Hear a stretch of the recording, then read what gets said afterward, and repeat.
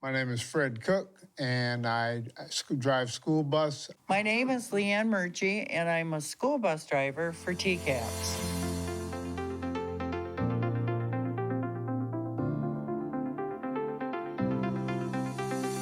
It's been a very wonderful experience. When I first hired in, one of the previous bus drivers told me that this particular job, driving school bus, is the best job on earth. So I immediately took to it, and I have to agree that this is one of the best jobs that anyone can do. What prompted me in the very beginning, I have a college degree, and she said, "You're in the safest vehicle in the world on the road." So I thought, well, I'm gonna try. Because I would be on the same time schedule as my own children. And when they were off, I was off. When holidays, I was there. So it was the best of both worlds. TCAPS offers jobs elsewhere within the system. Between routes, I used to, for 12, 13 years, I did lunch duty over at East Middle School, and now I paint. They're real good about finding people the hours that they need during the course of the day to make the job great. We have Mesa Insurance. The whole district has it. It's awesome. It's the best health insurance. We offer a 401k. There's a sign-on bonus. It's a win-win situation. The most important thing, I think, coming to work at TCAPS is you understand that you are part of a team. It's a part of a collective. It's not just bus drivers and then versus teachers. It's not that. We all are in this thing called education together. If a person likes kids, generally likes kids, this is a perfect job. So I'm talking to kids all day, and that experience is really heartwarming, and I continue to understand what it means to be a part of the community. You are an educator. You have a chance to touch children's lives every day. And don't think that you don't. You are such an important part of the wheel of education.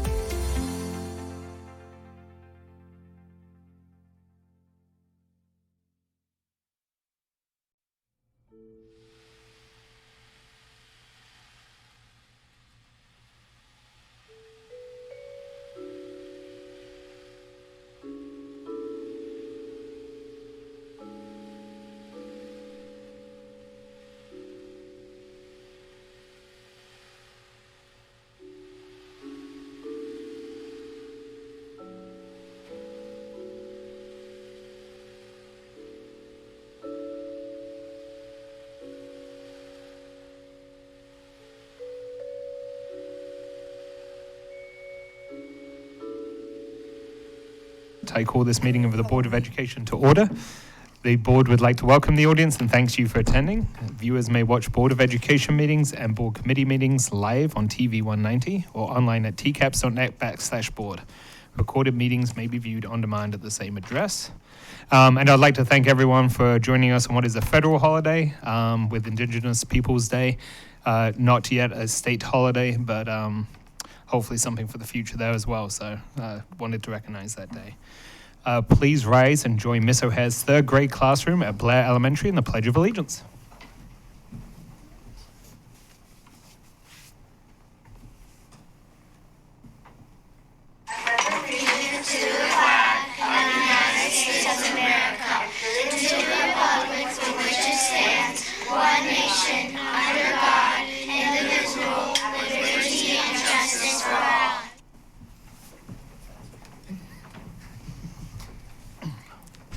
Okay, we're at the review approval portion of the agenda. Do I have a motion to approve?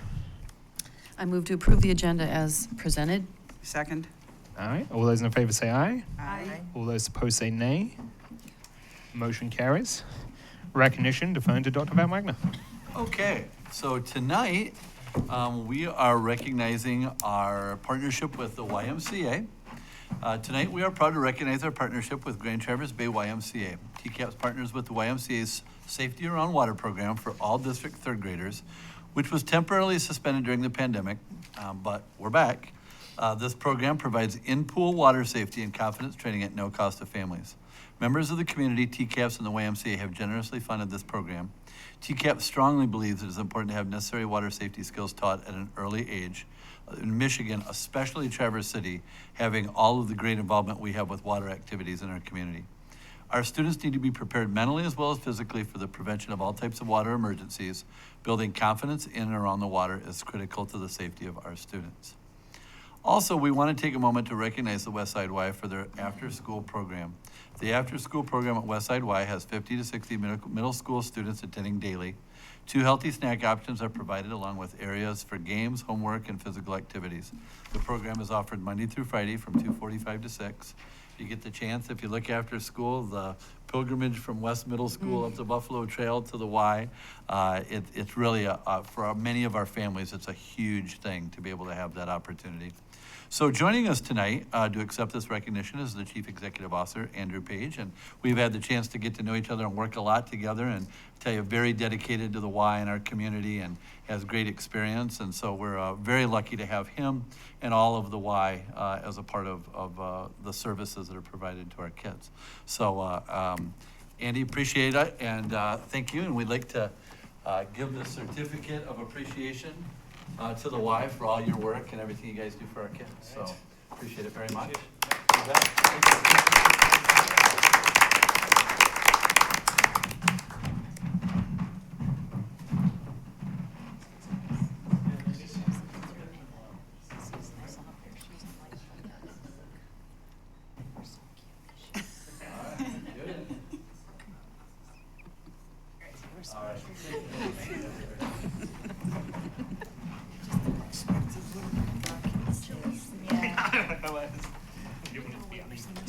You're such a teddy bear.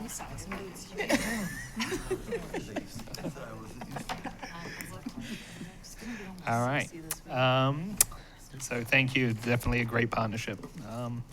Moving on to public comment. The board has set aside this time for public comment, and individuals addressing the board shall have one opportunity to speak and shall be limited to 3 minutes. Individuals should not make personal attacks unrelated to actions affecting the school system, and we strongly encourage common courtesy and constructive feedback. Detailed rules and procedures, including a complaint process, are outlined in Board Policy 0167.3. Megan? Okay. Barb Shimnowski.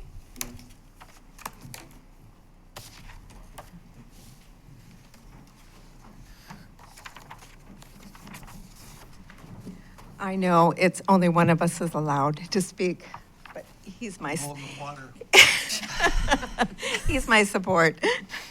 So good evening, everyone. I am Barb Shimnowski, retired teacher and member of the Presbyterian Church of Traverse City, the Racial Justice Working Group, as is my husband, retired teacher, and members of the same groups. So first of all, the group, the Racial Justice Working Group, wants to thank you all for serving. Whether you're serving as an administrator, a board member, a teacher, staff, anyone in the system, it has just been our observation that it's a much different job than when we were teaching. And at times we feel like you guys have been abused, and we feel bad about that whenever we see it, and we want you to know that we support you. Even if people don't agree with everything, there are ways to go about it, and we appreciate your serving. Secondly, our research on the Digital Promise indicates that its goal is to provide equitable internet and other digital connection for all students, which surely will help those in remote areas or those who just can't afford internet. All those services are so much more expensive than they used to be. So our research is a little bit limited. We don't know a lot about it. We're assuming the community doesn't. We look forward all to learning more. And then congratulations to TCAPS for becoming a part of the League of Innovative Schools. We look forward to more innovations through this national connection and congratulate you for that. And finally, on this Indigenous Peoples Day, we again appreciate the district's stand on equality, diversity, and inclusion. And we will continue to support you in whatever way is helpful. And that's it. And he didn't say a word, so we're good. Thank you.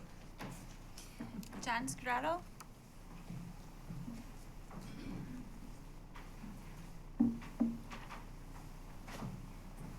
Good evening, John Scudetto, 422 East State Street, former TCAPS teacher and president of TCEA and Boardman neighborhood resident. I'm here to ask you tonight to not consider the Keel offer. We don't think it's good for the neighborhood. We think it's going to overpower this lot. They keep changing their mind on what they want and how they want to do it. And the latest propaganda that they put forth about workforce housing is ridiculous. That's just a common way to get their foot in the door and tell you that what you might do if you take their offer is they're going to provide housing for teachers. Well, like we asked you before and told you before, small houses in our neighborhood are selling for over $400,000. That's not first-year salary for teachers. They can't afford that. So thanks for listening to us. I hope you consider not accepting the Keel offer. The neighborhood's not really for it, and you are neighborhood groups and supporters, so we appreciate what you did last time for us, open the meeting up and change your agenda so we could speak, and we hope that those of us who speak tonight, we hope that you'll listen to us again and go with the Richmond plan, maintain this building as it is, and maintain our neighborhood. Thank you. Mark Civic.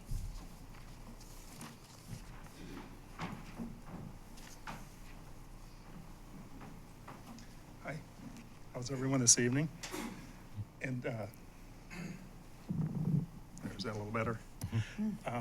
I would like to thank you also for letting us speak. A lot of folks at the last meeting that did get the opportunity to speak, because 3 minutes isn't a lot to defend a building like this that's been around in the neighborhood and a neighbor of ours for a long time. I think the Eric and Ken's building, what they would do to this building would be a beautiful refresh, and it would be nice to see this building kept. When I think about this, being such a close neighbor, I just think of the dumpsters backed up and this thing being demolished brick by brick, and then the bricks hauled off to the landfill.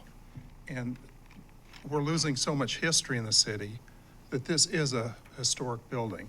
We have people through the neighborhoods, children, adults, looking at the houses and the buildings all the time. And this is one of the buildings that is looked at. So I surely hope you will seriously consider their proposal and go with their proposal. And again, thank you for listening last time. We really appreciate it. Natalie Civic.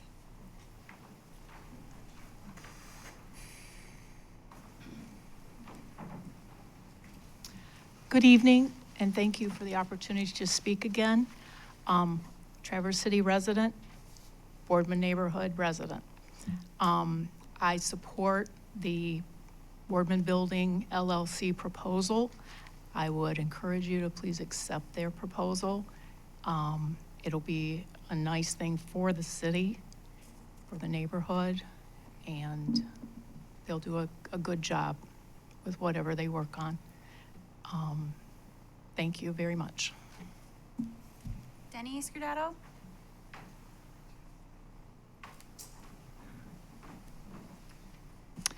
Good evening, Denny Scudetto. I've lived on State Street for 30 years, and I've seen a lot of development in the area. Regarding a comment made in the Record Eagle by Keel Capital, which some of us found to be rather snarky, there are more than 25 people that support the Ken Richmond, Eric Gerstner proposal. And personally, I believe you're being played by Kiel Capital. I was shocked to read that their plan now calls for 34 units on 7 or 8 city lots. And I can't imagine how awful that will look.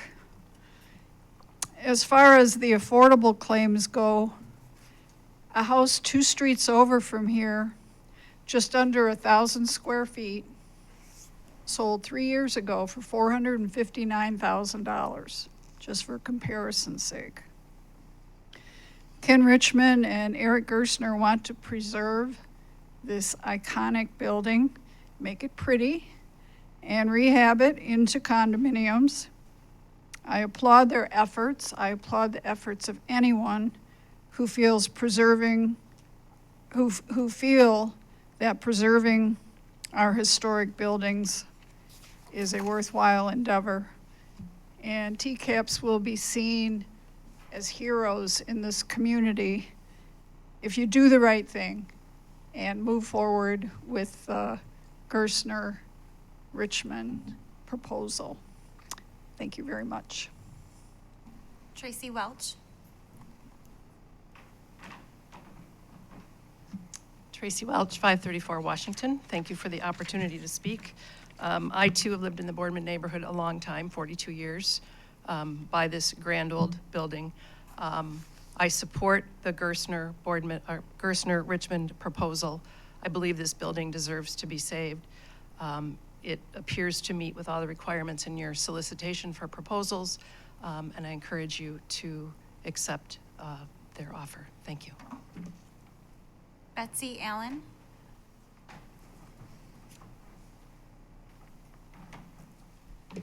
Betsy Allen and Maury, 610 East State Street. First of all, I want to thank you all for volunteering and being on this board. We really do appreciate all of your time and effort put forward.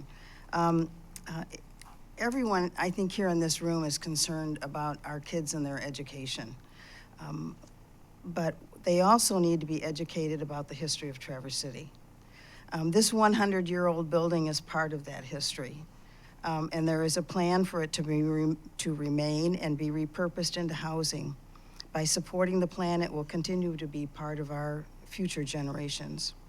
How much history will remain when Boardman School and Ida Tompkins Administration Building, named after my good friend Ida, is just a pile of bricks and rubble. Over the years, when the schools have been closed in the district due to low enrollment, it's been the decision of the school board to keep the buildings and see them repurposed. Why is this building and property any different than those buildings? We support the plan proposed by Ken and Eric as the best choice for the use of this building and its future needs. Thank you. Gary Shilsky. Thank you. 421 Webster Street. I want to speak in favor of the Eric Gerstner and Ken Richmond plan. And the reason is, you know, before the board was presented with one option. This building had to come down. That was what was said. That was, you know, it seemed like that was the only way that anything could happen here. Nobody could do anything else. And then Gerstner and Richmond came up with another option.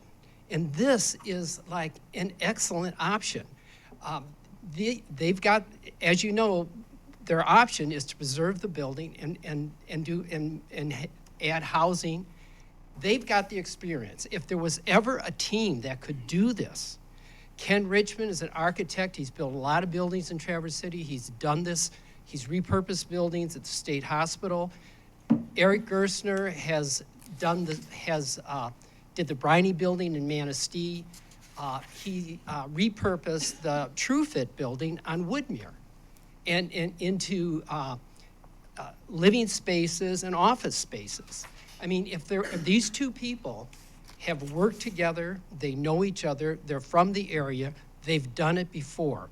If there was ever And they're at the top of their game right now. If there was ever a time for a project to come out right, they could do it. And I would say that I really hope that you'll vote in favor of this. It does meet the 4 requirements that you put down as what you wanted. And in particular, I'd just like to say, reemphasize that one of the requirements is something for Traverse City, for the community of Traverse City. Preserving an historic building would definitely fit that. And the other thing, I really appreciate that one of your requirements is to do something that's positive for the neighborhood. And this does it, and thank you for that.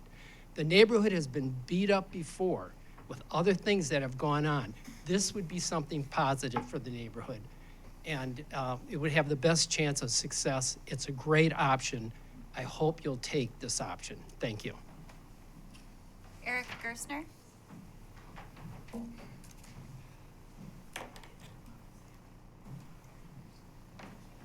Hi, I'm Eric Gerstner, currently live in Suttons Bay. Before that, I spent 10 years right across the street living. Before that, 10 years on State Street. I raised 4 children that went through all of TCAPS, and they're all doing really well right now. So I'm a big supporter and fan of TCAPS. Ken is out of town, so I'm here alone tonight, but and I'm actually the newcomer, only being in the neighborhood, spending 20 years in the neighborhood. Ken and I are still active in pursuing this building. Things have been sort of turned over to the attorneys for the last month, and I'm sure you guys know how that can go. Everything seems to kind of slow down. But during that time, we've been working, Ken has been working very hard with plans and elevations. This is the view from the east looking north. This is the existing building. This is a new piece that incorporates the elevator shaft. And the entrance to the new building would face Webster Street. So there would be a really nice entrance to the building. This is a new addition to the south, excuse me, to add some more space, more living space.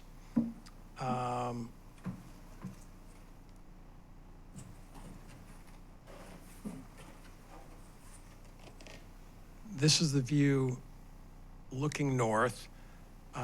So these few units here are additions to the building that have their own garages. This is all the existing original building. And our whole focus on this project, the reason that we were brought in or that we joined in was to preserve the building. I think Ken mentioned at one of the last meetings that this building is only 100 years old. My wife Rose and I just got back from Prague a few days ago, and we were in neighborhoods and buildings from the 12th century, 14th. The newer buildings were from the 16th century. So you only get that by preserving what you have. And that's, we feel so strongly about that. Once something is torn down, it's done. So obviously, I'm encouraging you to save the building and let Ken and I renovate it. Thank you. Bill Wiesner.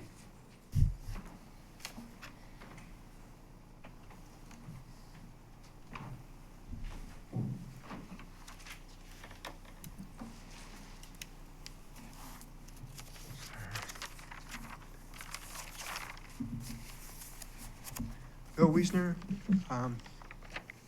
Traverse City. And this is a handout that I gave out at the Up North Pride weekend. We gave out 600 to 700 of these. It's entitled The 10 Commandments. It's entitled Christian versus LGBTQ Religion, God's Word versus Man's Word. It lists 10 LGBTQ commandments on the front and 10 Christian ones on the back. Both are religious beliefs, both Merriam-Webster, a cause, principle, system of beliefs held to with ardor and faith. Down at the bottom left here is the Kinsey chart that I brought in several times, where Kinsey was a father of the sexual revolution, basically. He was a homosexual in the closet, and he manipulated kids as young as 5 months old to get his data. 87% of his data was fraudulent, and that's what we base all this LGBT promotion on. Borders Bookstore in 2001, I went there. I looked for like over an hour, counted 500 books promoting homosexuality. And then I went through 3 managers, kept going up the line for 45 minutes, and couldn't find one book in the store showing the compassionate Christian view of homosexuality. Not one. So I thought, what's happening at TC West, TC Central? This has a chart on TC West in 12 categories, looking at a keyword search of homosexual LGBT terms. There were 500 plus. There was really 624, but there might be duplicates, so about 500, all promoting homosexual behavior, basically. And how many on the other side? And by the way, the library, the main title, Traverse Area District Library, says libraries should provide materials and information presenting all points of view on current and historical issues. Materials should not be prescribed or removed because of partisan or doctrinal disapproval. With this in mind, we should have 500 more books like this one. Stolen Honor, Stolen Innocence, Stolen Honor by Kinsey, when he misrepresented the Americans fighting in World War II, saying like up to 40% of them had homosexual behavior. Stolen Innocence from the kids promoting homosexuality in the youngest grades and the drag queen nonsense that's going on.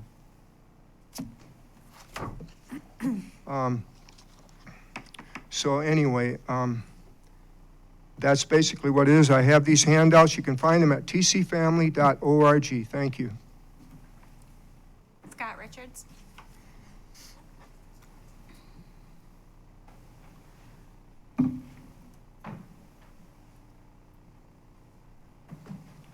Scott Richards, Interlochen. I'd like to give a shout out to State Trooper John Hatfield. I'm still waiting for that phone call, John. And a shout out to Sheriff Brokovich. They do an excellent presentation on cybersecurity for young people. The other thing I'd like to say is everybody in this room should look up Jordan DeMay from Marquette. Jordan DeMay, D-E-M-A-Y.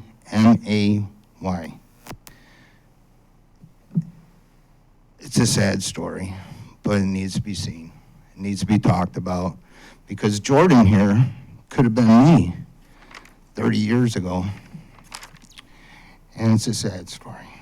The other thing is, these books you have in the libraries at TC Central and TC West, or, yeah, you know what I mean.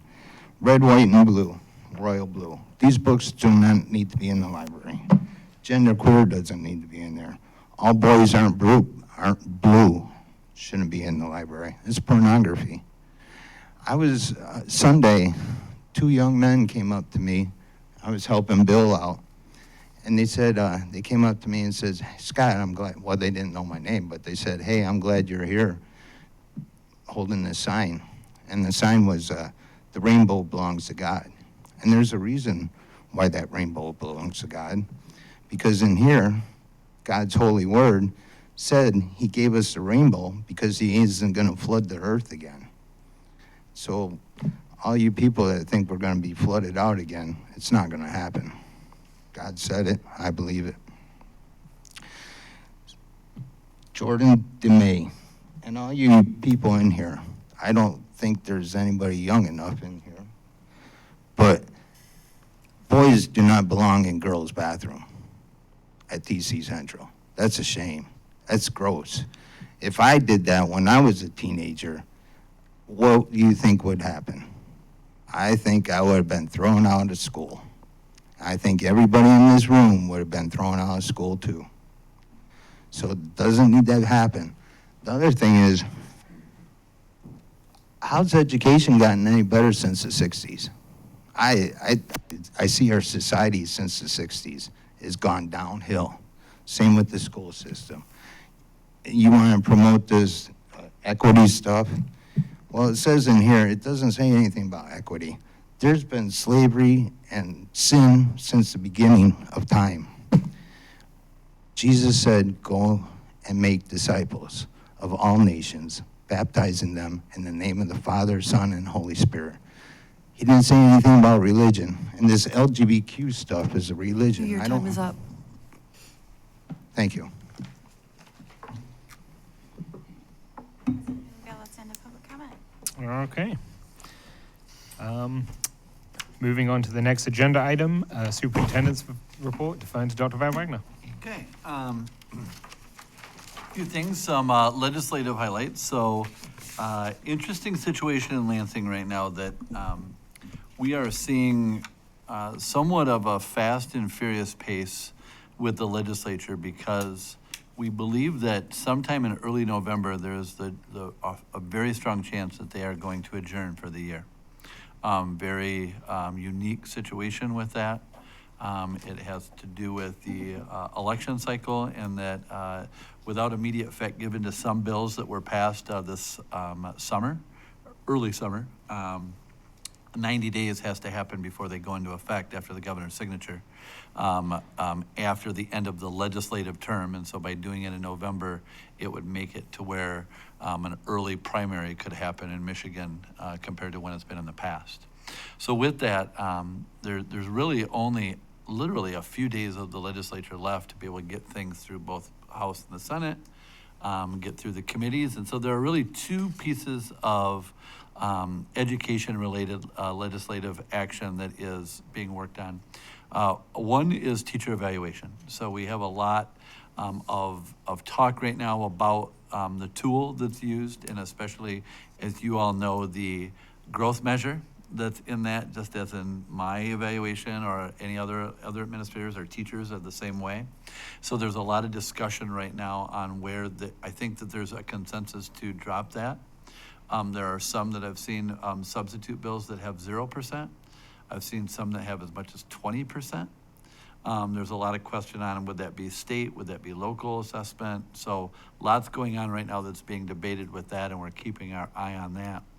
And the other is the retirement bill. So you may remember that a year ago that legislation was passed that would allow somebody to come back to work if they're retired after 9 months. And there was a lot of support with that. However, one of the unintended consequences was that you had many people that may retire but still want to drive a bus sometimes or coach a sport. And so when that happened, they were exempt completely from working for 9 months. And so there is a bill that's made its way through one part of the legislature. It is in the other, in committee, that would scale that back quite a bit to a 6-month period. And it would allow, though, after 30 days for somebody to come back and make a reduced amount. So we've seen different amounts. That could be, at one point it was $12,000. You could make it in a school year. We're seeing maybe up to $25,000, $30,000 that could be made, plus, and after that 30 days. Then after the 6 months is complete, that cap's completely lifted. So we're hopeful that, again, some people that maybe don't want to work full-time every day and they retired may still want to come back and substitute teach and those things. So we're hopeful that that makes it through. But again, still kind of being debated in the legislature and committee. And we've got to, try and get that all the way through before the end of the legislative season. Otherwise, it has to start all back over come in the January. So keep our eye on those two, especially to see what happens.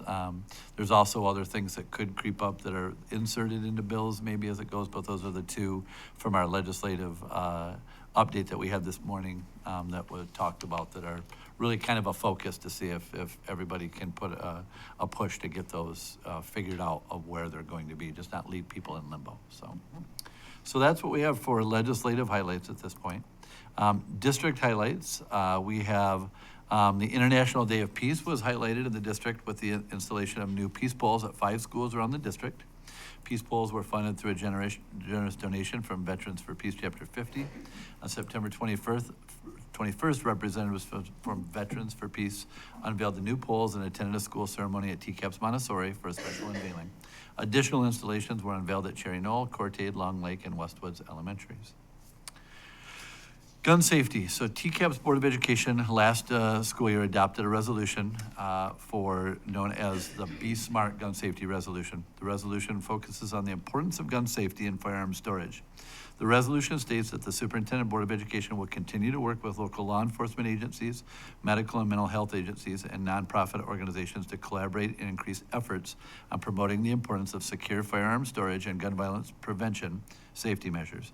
The district will also make informal materials available to parents on an annual basis to coincide with Michigan's hunting season.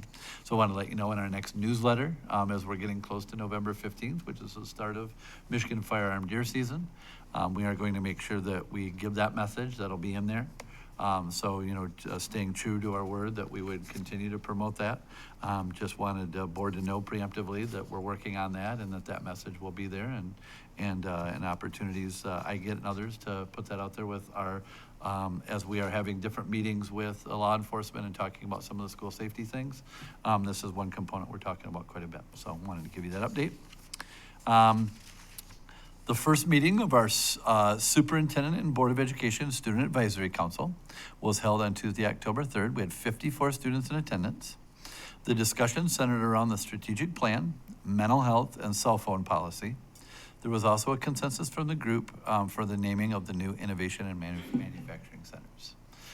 We talked a little bit about the idea of maybe Trojan and Titan. So they were just kind of, the biggest thing the robotics kids were, we just want them built. So that was pretty much the consensus on that. But really good feedback from the students. Really had a great discussion on the cell phone policy. I think there was some interesting thoughts about some other opportunities during lunchtime of activities that maybe could be created, especially beyond sports, during that lunchtime that they feel might have kids collaborate a little bit more. So we're going to continue to talk on that. They all wrote an idea to give in that aspect. So that'll be one that I'll continue to talk with our building principals and some of those things over. I think, looking at other possible spaces that could be done, right now, for instance, there's no food in the library. And so at lunchtime, there's actually probably decreased. Kids have now gone to the library at lunch because of the policy that I found interesting. And so they do love their outside space. That was one thing they did mention outside there to be able to have that. For instance, at Central, there's basketball hoops that are out there now and kids that. And again, so there's some sporting activities. But there was definitely some consensus, especially some of the music kids that say, I don't really do sports. What are some other activities maybe could be looked at to do? So thought that was some really, really good insight. I really enjoyed that time. Talking about mental health, definitely they had a lot of interest in the strategic plan and what we would do and if we had more resources, what that would look like. I also had them put out an idea of something that they see maybe we're doing they like and also some ideas on some things they may have that we could look at and improve. I think they were intrigued, especially the high school kids, about the middle school lounges, of what those look like and what those could be, and so they wanted to learn more about that. And then we had the chance to talk about also some, at the very, very end, some ideas of welcoming, belonging, especially for a lot of new kids or kids that don't fit in, or what are some ways that we can look at that with bullying and those things. And so they gave some ideas, but we talked about in a future one, we're going to begin to talk that. So definitely I'll have some topics that they brought up that they want to. School safety was an interesting conversation from the strategic plan. That's one I definitely want to dig into more. They definitely had some questions, but I think that I want to dig more of what their feelings are on some of the school safety issues and the ways we're going about things, or what makes them more nervous, or what that makes them feel more secure. So that's kind of a future topic that I think will emerge after our discussion. So Holly Bird was there. She was unfortunately not able to be here tonight. But I think that she had the chance to talk to the kids as well, had some insight. And so we'll continue as we have these, have board members rotate with it. as well as we do have some different groups that are doing some focus groups and those things that we are gonna break the group into seniors and juniors and then freshmen and sophomores at times to get different input when we look for student voice on some things. So overall, full time and really enjoyed it, and we'll continue to use them as a sounding board for what student voice is and as we move forward in the district. So. And then want to let you know about the Lunch Buddies Mentorship Program. The Lunch Buddies Mentorship Program is being expanded for the 23-24 academic year. Following the resounding success of its pilot run at Traverse Heights and Central Grade last year, the TCAPS Health and Wellbeing team is excited to expand this initiative, mentorship initiative to all district elementary schools. TCAPS invites individuals who are passionate about contributing to the growth and success of TCAPS students to join Lunch Buddies as a mentor. Mentors commit at least one session where they will eat for one 20-minute lunch and play for two 20-minute recesses. Most schools have 2 Lunch Buddy shifts, and they are approximately an hour long. Consistency is crucial for success, so mentors are encouraged to commit at least one season and attending most sessions. To become a mentor, community members will need to complete the Lunch Buddies application form, pass a background check, and attend a 30-minute training session conducted by TCAP staff. More information about the program can be found on our district website. We have the Patriot Game. The 12th annual TC Patriot Game is scheduled for Friday, October 20th at 7 p.m. Student senators from both high schools are planning to carry on the long-standing tradition of honoring veterans, active duty military, and first responders through the TC Patriot Game. Proceeds from the event will go to the Veterans for Peace, also the American Legion Bow on Holiday Post number 35 and a VFW Cherryland Post 2780. All veterans, active duty or first responders get into the game free and can enter Thurlby Field at the 13th Street Rolling Gate or through the 14th Street Main Gate. Gates will open at 5:30. We highly encourage buying tickets in advance for those that buy tickets through GoFan. However, tickets can be purchased at the game with cash or credit. Also want to let you know that we have had our count day. So with all of our programs, we ended, except for our shared time programs and it's a preliminary number right now, so we're still clearing some elements at 8679. That's we were at 8721 last year, so we knew we were going to be down. So about 42 we're seeing, again, still fluctuating, looking at all of it. We have to go through our pupil accounting auditing and all that. But I think, pretty close to what we budgeted. We figured right about where we were. So again, we're going to finalize that, but very, very close with the birth rates. Those elements that we saw from our projections are pretty well on, maybe a tick up, from compared to what we thought, but we're going to continue to analyze that. That is what I have for my report for tonight. I just have something to add about the Lunch Buddies program. I had the pleasure of going to Central Grade schools last week and played with the kids. Enjoyed a lunch of cheese quesadilla. The other option was nachos and chocolate milk, white milk, salad bar. It wasn't bad, guys. And it was a lot of fun playing with the kids. I did learn from Ty Schmidt, the coordinator for the program last week. As of last week, we did not have any volunteers at Blair, Cherry Knoll, or Willow Hill. Or excuse me, Westwoods. Those 3 elementary schools did not have any volunteers as of last week. Okay. So we're definitely looking for parents or grandparents, guardians, and community members to step up in that way if you could help out. And the background check is very quick.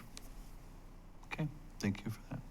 Also, we have some tenure contracts that Connie's going to take us through quick. Did you know not all of our teachers start right at the beginning of the year? So periodically we will have mid-year tenure recommendations. And so we have 2 staff members who have successfully completed their probationary periods with Traverse City Area Public Schools. And so this is to acknowledge that these 2 teachers are now eligible for tenure. We have Kevin Cram and Kyle Smith.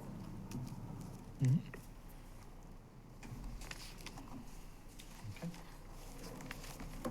Okay. Any other questions? Board committee report outs.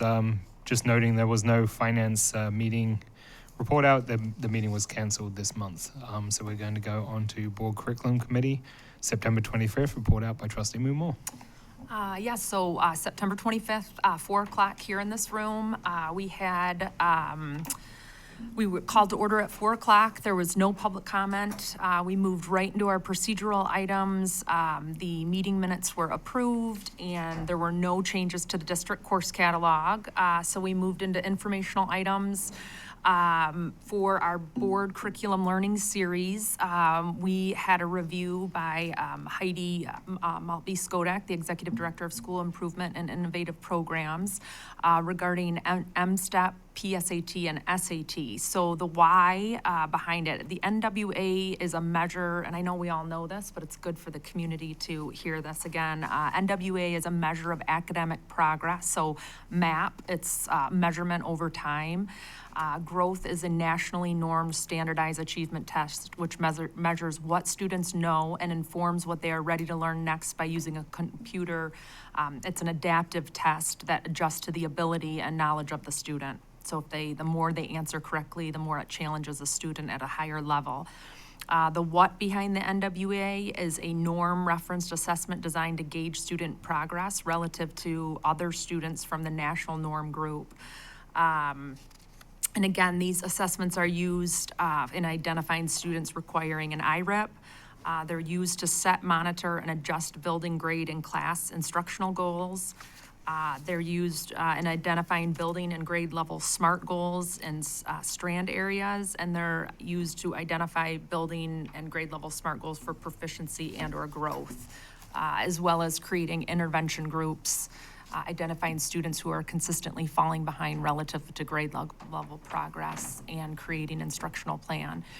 And the how, NWA is a tests K through 8 students. They take 3 times during the academic year, so the fall, the winter, and the spring, and it helps give TCAPS a clear picture of exactly how students are progressing throughout the year. So we went into some in-depth, I think everybody now has gotten a copy of the data assessment, so really great stuff in here. If you didn't have time to watch the curriculum committee meeting, Heidi did a really great job and dug into some of the data. If there's any questions anyone has, you can filter them up through me. I'm happy to kind of bring them back around with any questions in there to the curriculum committee. Then we moved into mental health support. So Kristen Perkowski welcomed our new director of whole child systems, so Misty Warner. She had served for 10 years as a school social worker at Blair, so we're really excited to have her. She will have oversight in the following areas of our strategic plan: increase mental health support, prevent, respond to incidents of bullying and harassment, and provide strategies to deal with challenging and disruptive behaviors. So just a shout out that the HR team worked really hard to add the following mental health supports. And again, this was in sort of response to our strategic plan goals. But we, HR team, I should say, have added 4 new behavior interventionists, 4 new school success liaisons, 3 new behavior specialists, and then of course the new director of the whole child, which is again Misty Warner. Just some differentiation. An interventionalist is a bachelor's level degree, and a specialist is a master's level degree. So we actually made the point to say that we now have similar staffing to what we did back in 2001. So it's been that long since we've had that much support from a mental health perspective. So I thought that was really interesting. And then some celebrations and successes. We moved very quickly because we had a meeting coming up that was quickly approaching, but we did, Kristen gave a great review of the curriculum and instruction, the restructuring of it, and really just how they have streamlined the approach, looking at curriculum, the continuity across the district. This was something when Dr. Van Wagner came in, said was really missing from the curriculum, and so they've really been working hard over this last year with teacher leaders and building those, that restructuring of curriculum and instruction. We showed some pictures of first day of school and celebrating that, and just looked at the best team meeting and how they were addressing mental health. So the meeting was adjourned, and our next meeting is scheduled for Monday, October 30th here in this room. So any questions? Thank you. Okay, thanks. Next report out, Executive Committee on September 28th, reporting out, Trustee Humphries. Yes, so we had our last Board Act Executive Committee meeting here on the 28th at 9 a.m. There was no request for public comment. We moved straight into procedural items where we went over the draft committee meeting minutes, and those stood with no changes.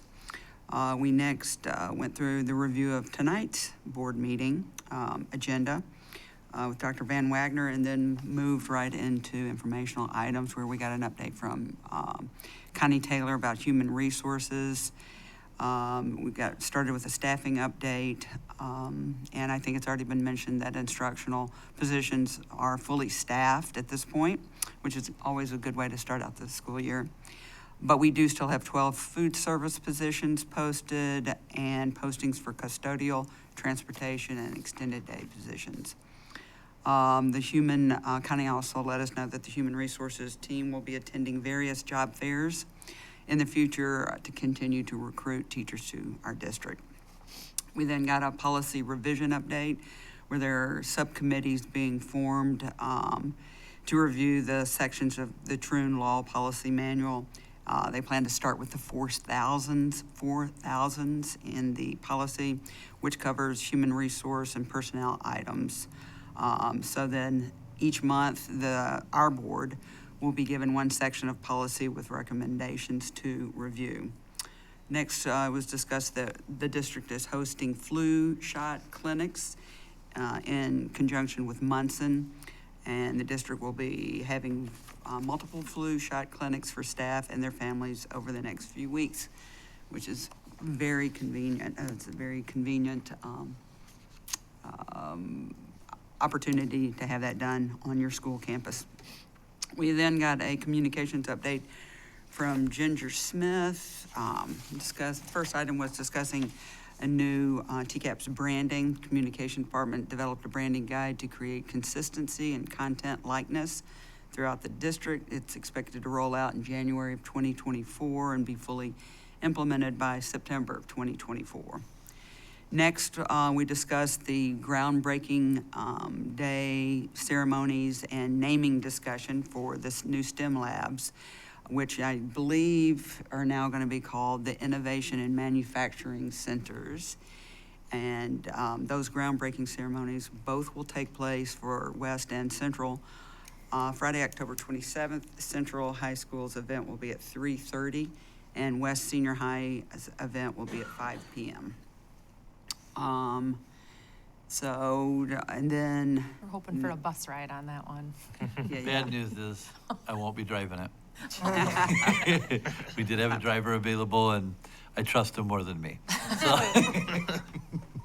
And I think you've already covered this, the naming of those you guys discussed in your student advisory first meeting there. All right. All right, Dr. Van Wagner also shared that the number of members in the SB, I'm calling it the SB SAC, has been expanded due to the volume of applicants, which is always encouraging when students want to be involved. So that's great. And going to be divided, I think you've already said this, 9th and 10th grade and 11th and 12th grade. Because as we all know, students are different people when they enter in the 9th grade by the time they graduate as seniors. So have different perspective on things. No other items were discussed, and we adjourned at 9:14. Our next board exec meeting will be Thursday, November 1st, 9 a.m. in this room. Everyone is invited. All right. And thanks for covering that meeting and getting through that. And also thanks for covering my board office hours. And with that, report out by Beth Beck. Hi. I had a few people that showed up. The first person came from the Racial Justice Group with Presbyterian Church, and her focus was talking about the digital promise. She'd like more information, she said. And we talked a little bit about the Bush No Child Left Behind leading into the Obama thing. We also talked a little bit about League of Innovative Schools. And questions were basically, what does it cost in terms of time, programming, meetings, specific benefit to TCAPS, and number 3, what has it accomplished? Just basic open-ended point of information query. Then I had some other people, and what they were talking about was some badges that apparently are available that can go on your name badge, available through the NEA, that are with the LGBTQ plus caucus. And basically the front of it, the badge says, you know, I'm a safe person, you can talk to me, or something along that line. And then the back of the badge has a QR code. And if you go to the QR code, it gives you all kinds of information, posters on sexual orientation, gender identity, gender expression, all under this rubric of teaching tolerance. What's interesting is that these badges apparently are free, and they're supposedly, it says, proudly supported by the NEA member benefits. And then there's another little caveat that says, you know, that it doesn't necessarily reflect the views of the NEA. They don't endorse the views, but they support the badge. So the questions were, have these been distributed without direction? Apparently, you can call and ask for them. And then have these badges and posters, is it appropriate for them to have been reviewed by the Sex Curriculum Committee? And are these an accepted part of the curriculum, or are they considered part of the adjunct to the curriculum? Has that been addressed at this point? Then the third thing was, I have compliments from a parent. This person has 2 kids at West, and they were very complimentary of everything that's been going on so far at the beginning of the school. So I'd pass those along as well. Yeah. Any questions on any of the items? The next board office hours is 6 o'clock on October 26th at Horizon Books at the upper level, and Trustee Ballinger is in attendance. Come on, come on. Yeah. All right. That's on the 26th? 26th. Oh, okay. Is that not correct? No, October I just, 26th. I have it wrong on my, There's October. It's Thursday, the 26th, yep. okay. Okay. You gonna go? So, yep, Thursday, October 26th, Horizon Books upstairs, Trustee Ballinger in attendance. Got it. Moving on to the next agenda item, consent. Do I have a motion to approve the consent calendar as presented? I move that the Board of Education approve the consent calendar as presented and without discussion. Second. All right. All those in favor say aye. Aye. All those opposed say nay. Motion carries. Moving on to discussion items, deferring to Dr. Matt Wagner. Okay, school safety update. So I have a few things for you. Originally, our hope was to have the Safer Schools Coalition be able to present today, but they have not. Unfortunately, I know they notified and sent an email to the board that they weren't able to get their elements done, but are hoping for November. So I've let Jay know that be welcome to, if they have that, put that in front of the executive committee for consideration for next month's agenda. And then a few items for you with that still. Some projects that we have going on. We do have some door numbering also now going on with West Senior High School starting. We have, at West Middle School, we have a little more lighting around the edge of the West Middle School, the Buffalo Trail Ridge between there, and as well right by TCAPS Montessori, kind of that corner right there, light post going in there. And then also wanted to just update you on our cybersecurity event. So Didn't have a ton of folks. I want to thank Josie for showing up. I was there for a minute and just missed her. But although we didn't have a great turnout, they actually did the presentation. I think it was good. And I know Josie had some feedback that it was done very well. And what's good about that is that's really the same message at assemblies that our students are going to get when they go through these. So I think, you know, it's the first time they actually had the chance to do the presentation. And so we had local and state police, Patrick as well was there. And so I think it was good to go through it once and have a board member to be able to see that. And so we'll keep going strong with that. You know, there are so many things going around in the district and so hard, I think, for a lot of people to make it to everything. And so, but again, I do think it's an opportunity to be able to run through that, and it'll be a great thing for our students to really see the dangers within the internet, within cyber, you know, of things that can get hacked, all these different things if you're not careful. So I think that'll be good. Josie, anything you want to add at all to Yeah, that? thanks. Just quickly, what law enforcement did say at the end of the session was that the message to us as parents and community members at these sessions would mirror what they're going to present to the kids at the all-school assemblies that are coming up later this month and next month. So they're going to be getting the same message. But I think that's going to be very helpful for the kids to understand what criminal activity looks like. And these sessions, though, for parents are also very helpful to us to understand what we can do to normalize the conversations with our kids and what parental controls we can, you know, also assert. Okay. So, may I ask? Yeah. So it's a focus on parental control, how to help navigate that. Really, it wasn't a focus on that, but because perhaps because there were a few in attendance, we were able to ask specific questions like Snapchat. That's a very popular, you know, social media app. You know, or iPhones have a certain device. Androids have another device where you can, you know, put time limits. You can restrict access. You know, you have to, as a parent, you know, give permission.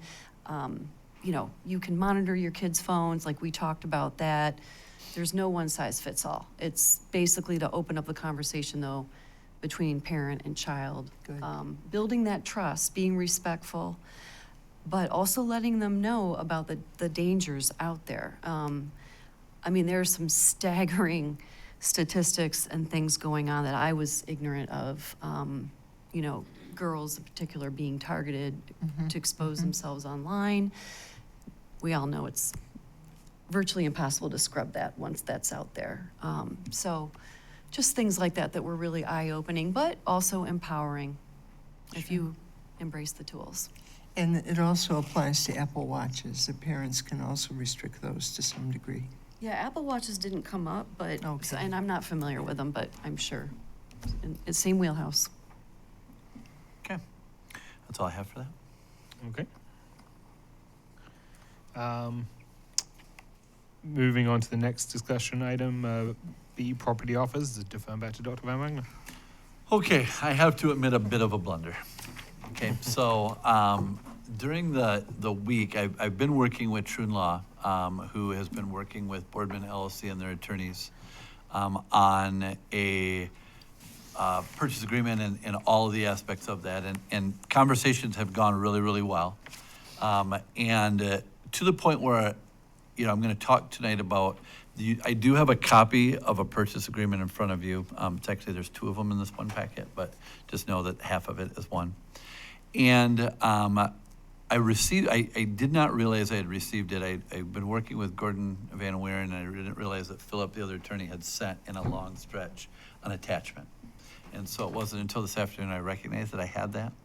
But I did know what was in that and with elements of it. The only issue that I had stuck in my mind was that that there's still some zoning questions. So we've been going back and forth. Ken and I have with Boardman LLC, with the city attorney and the city planner to try and set up a meeting to iron out the zoning components of it. So unfortunately, that meeting couldn't be scheduled until a week from today. So we have that to try and get that hammered out and have all those elements of the correct zoning that the city attorney believes it should be and what Boardman LLC has. And so we will have that, but I had in my mind that the agreement was contingent upon the zoning, and it wasn't. I had a chance to talk to Eric Gerstner earlier today and said at this point, I'm gonna present it to the board, but I don't have an expectation that tonight the board has to act on it. We do have a study session coming up here in just a short period of time. So I do wanna make sure that I say up front and I let him know that it may be at this study session, that action takes place. But you also have the purview, we do have time tonight if you did want to take through. I do have some cliff notes of that I'd like to give you to walk you through the agreement of what those things are in there above, kind of that have changed since we had the original purchase agreement that was presented to the board. So that's my plan of what I'd like to do at this point, to give you an idea of what all those are, and then take some direction from the board of where exactly you want to go from that standpoint. But from my perspective at this point, we do have everything hammered out from the purchase agreement standpoint that the board authorized me to go through and do with Troon. Troon has created this document, working with Boardman LLC's attorney. And again, there's just that element of the zoning that still has to be ironed out. So if I can take you through a few key points from this document. What we have is, you'll see that in the purchase price, it is the original $750,000 that was submitted by Boardman LLC. One component that is now different is we talked about some opportunities. The governor had signed a bill earlier in the year that allowed for the building to count under a brownfield plan. And that is where it takes a historical building or a old industrial site or many different things, and allows for any new tax dollars that are captured to actually be used by a developer or somebody to reinvigorate the site. And so normally with a school district, we don't pay taxes, and so it hasn't had taxes from that standpoint on the building. But if somebody, a different entity takes that, they will. And so what we did agree to through negotiations is to submit a brownfield application, and we would split the cost of that application. Anticipate it's going to be between $3,000 and $5,000 for the application, so we would split the cost of that, with the hopes that that could produce some amount of dollars. It just depends on what qualifies. Boardman LLC has hired a brownfield consultant to take a look at that, and so it was agreed upon that any funds that were available from that brownfield would be split 75-25, with the district receiving the 25% of any of those funds that would be identified. Also in the agreement is so a deed restriction prohibiting vacation home rentals and accessory dwelling units for this building. You had the chance to see on the picture there would be some addition added on. So because it's not a part of the original building, the agreement does not apply that deed restriction to the new residential half-lot portion that you saw in that picture that is not currently a part of what the building is now. It also has a section that if the purchaser were to sell the entire interest in the property prior to selling any individual unit. So they basically just go, something's happened, we're just gonna sell the building as is without doing anything at that point. That it shall be of the district, as you can see, there's a section in here that says, if the purchaser sells the entire interest in the property prior to selling any individual residential units or townhome style homes, it shall be entitled to receive the purchase price plus purchaser's documented expenses to the date of the closing of such sale. Any amount in excess of the purchase price plus such documented expenses shall be payable to the seller, and that's the district. Can you tell me where that is? That is letter H under what would be section 13. Okay, thank you. Okay.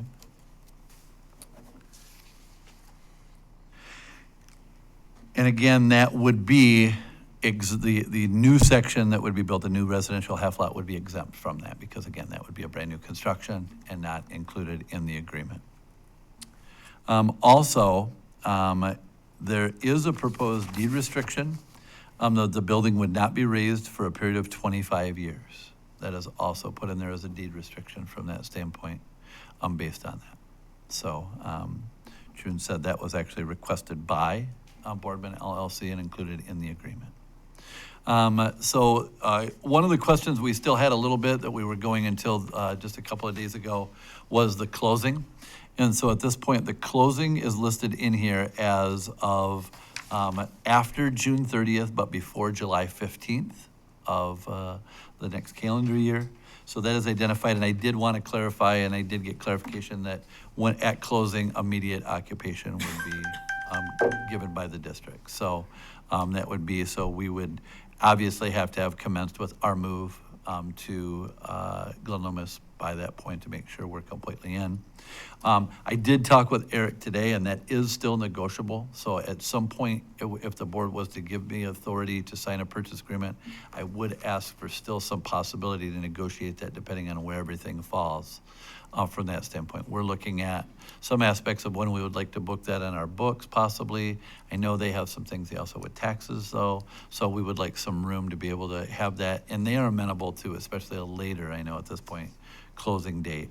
But at this point, I think we're pretty comfortable where that is, but I would want a little bit of leeway if the board would give that to me in that aspect.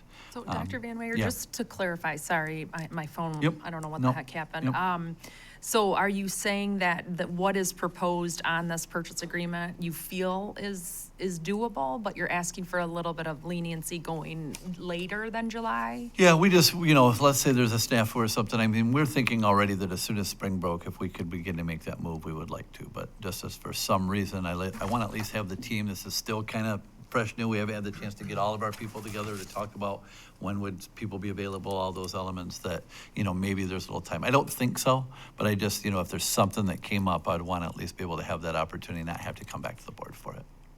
Got it. And you feel like they would be okay with that? I do. And I talked with Eric Gershner, who's here today, and mentioned that, and they said they would be amenable if the district needed that. But it would just move the closing date. They do, and, are insistent that at the closing that they take occupancy. We're not taking any action tonight, though, right? We're just reviewing this. My suggestion was I thought the board would not, but you do have that ability. But I did mention to Eric that it probably would be, with all that, again, at our study session is when I would like to bring it, which is in just, a week and a half. And then if we couldn't vacate by the time that we closed, we would pay them rent. That would have to be negotiated in there. That's not in the agreement now. I think at this point, they would be more amenable to moving closing based on my conversation today. But again, this is exactly the ability I want to have some authority to be given to me to work that out in that aspect if need be with Eric and Ken in that aspect. But I don't anticipate it, Beth, but like I said, we just haven't had the chance to talk logistics yet. Yeah. I was going to have a quick question. Have you had conversations with them about, there's an inspection clause? And again, that'll still have to take place. But obviously they're aware of the age and. Yeah, and they've been condition through of the building, quite a few times yet, but it still has that component to it that is still in action. I mean, I'm agreement. thinking things that are unknown, such as, plenty of building construction products, underground storage tanks, and, structural, there's a massive sinkhole underneath the building, things like that aren't known.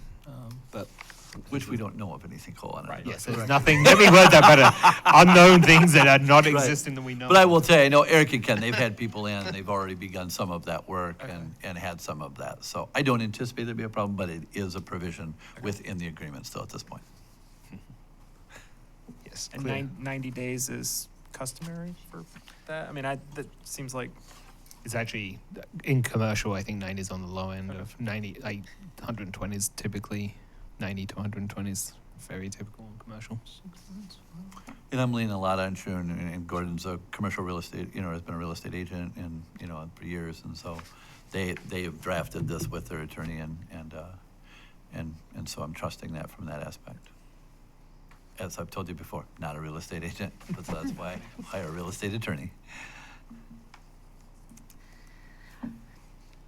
Go ahead, Julie. Oh, I was just going to say, I appreciate the overview, but I would definitely like a little bit of time to read this over more carefully Understood. outside of the board. And that was my intent, Yeah. but wanted to give the board the decision on it. Yeah, I'm going to leave it up to the board to decide because I do commercial real estate quite a bit and I can process this a little quicker. But I'm totally okay with whatever.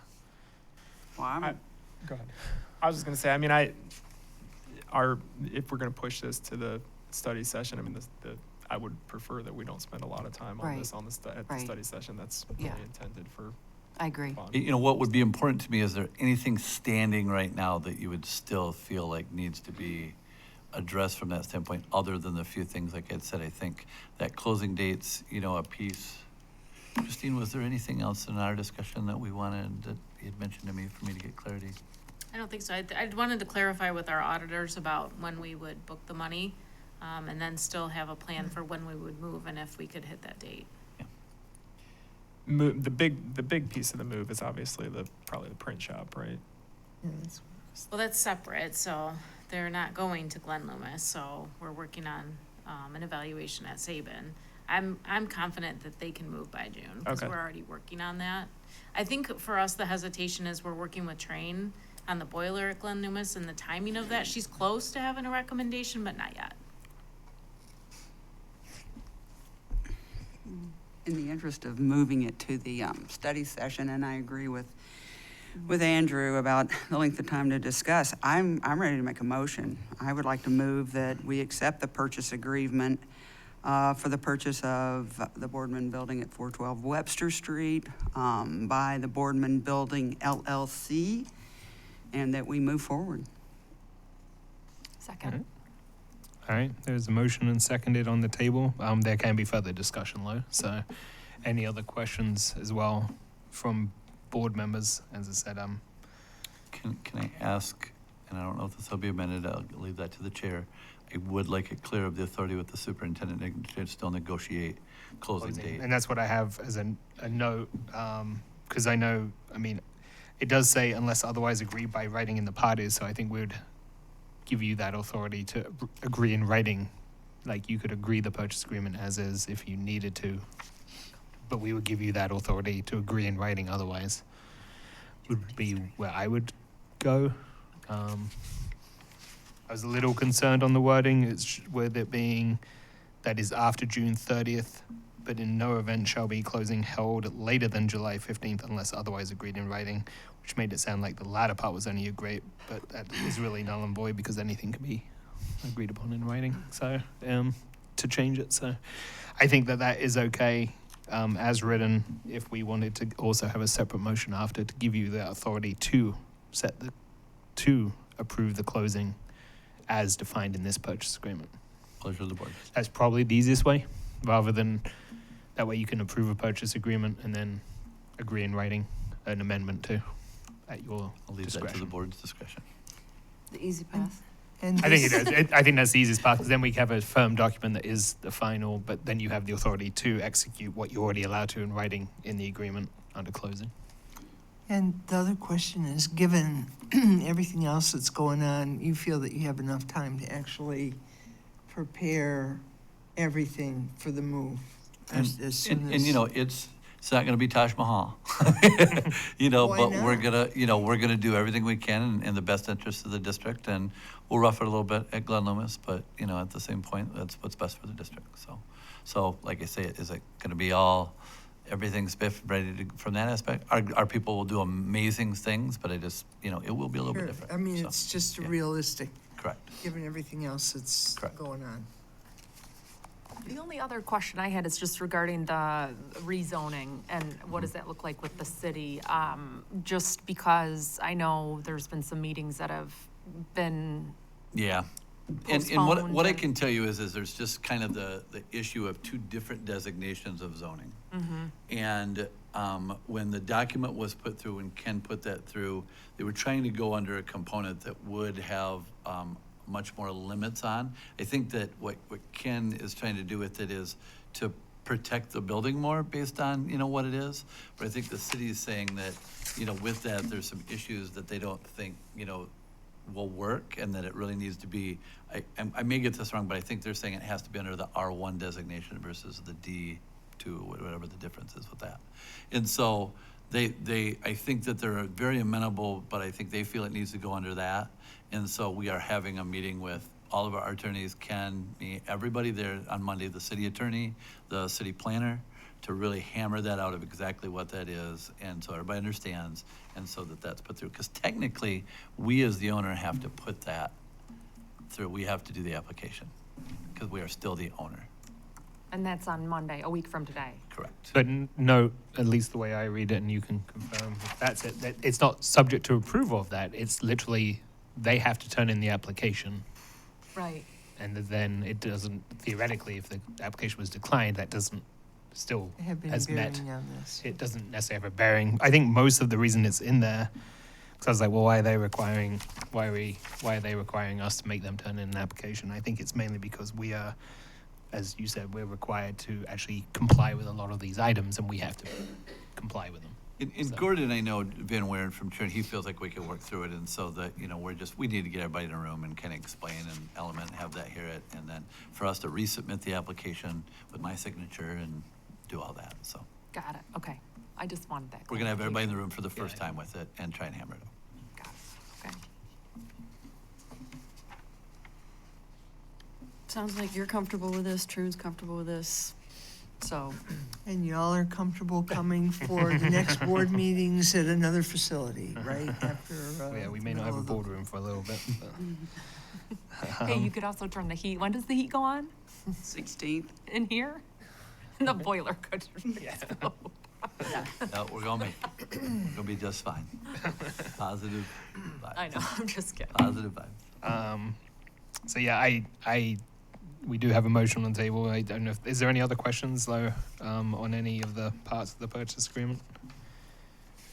It would be my preference to vote on I'm okay with anything too, but I think the cleanest way is to vote on the purchase agreement and then have a separate motion to designate your authority to agree in writing any change to that closing.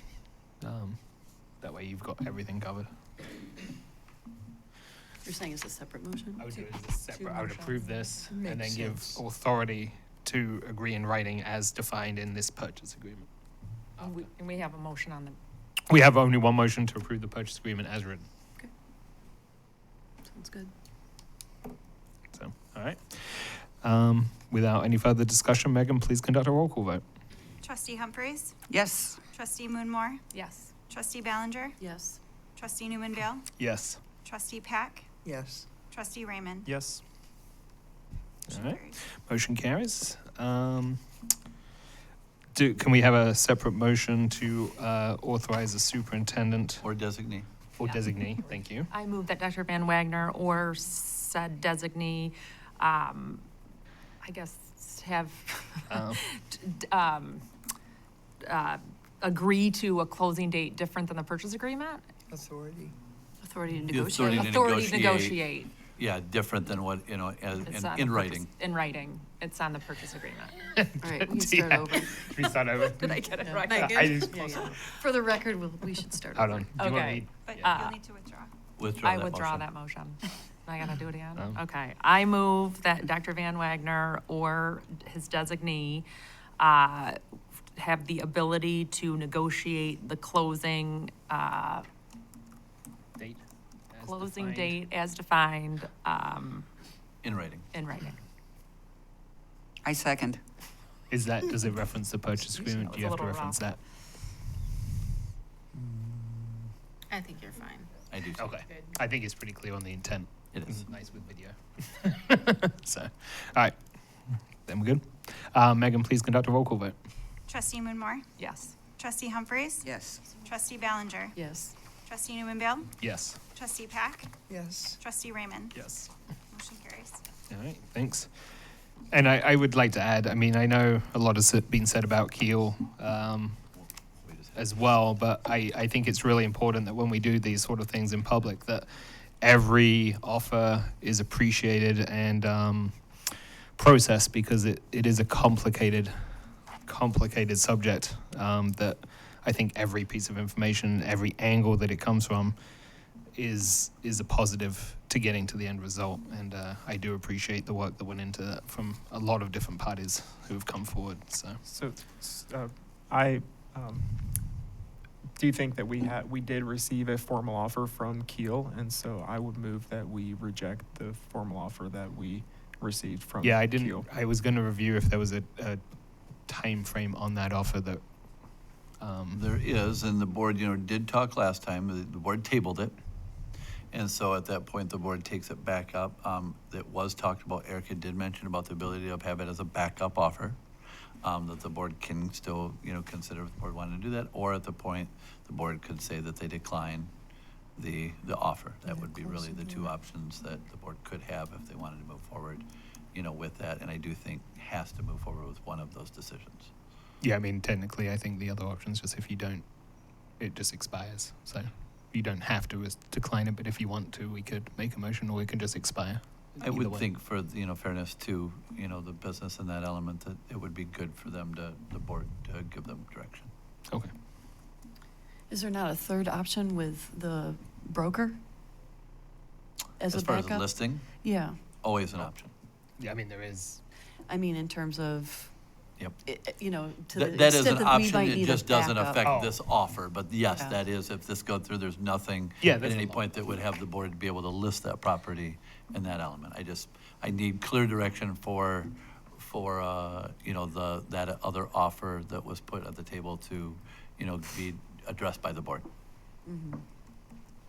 I move we reject the Keel offer. Second. Since you should have seconded mine. All right. Any other discussion?